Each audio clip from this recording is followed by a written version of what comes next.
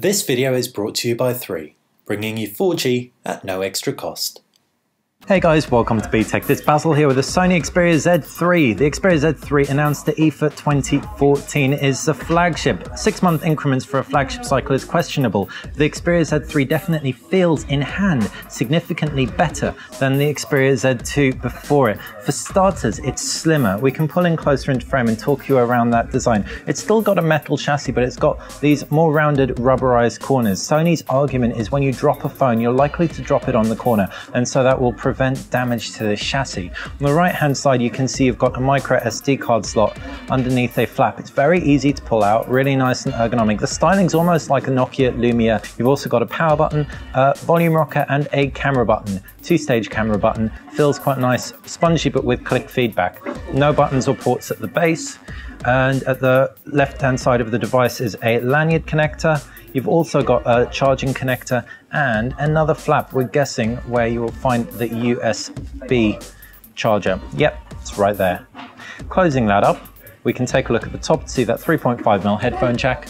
And on the flip side, 20.7 megapixel rear-facing camera. It goes up to an ISO of 128,000, which is really impressive first on a smartphone. You've also got a flash NFC contact point and Sony insignia. You can see my reflection because this is a glossy panel. It's available in bronze and a silvery green, as well as traditional Xperia colors. Flicking that screen back on, we've got a full HD triluminous IPS display on here with X-Reality for mobile screen tech. We can pull in closer into frame while we talk you through the user interface so you can really get an idea of exactly how that operates. So first time we switch it on, that pulls out to show you it's there. That's a way of organizing your applications tray.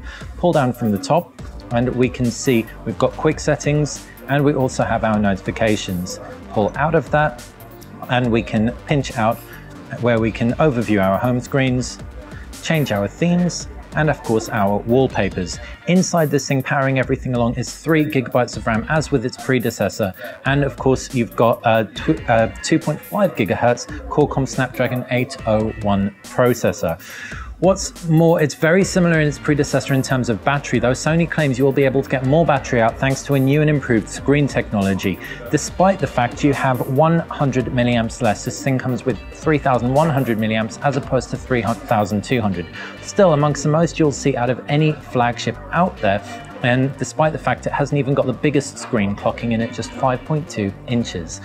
All in all, therefore, the Sony Xperia Z3 looks like a very promising flagship. It's not the biggest step up, so it probably won't be worth upgrades from the Xperia Z2 if anyone has an Xperia Z2, but definitely from someone coming from an Xperia Z1, we've got a Z2 here, we've just pulled in frame, it warrants a consideration. But one thing we haven't mentioned yet is PS4 Remote Play. This will actually enable you to use the Sony Xperia Z3 screen as a remote display, so you can have your television off and wirelessly transmit the content of your PS4 to your Sony Xperia Z3. This is awesome and it works across the entire Z3 range.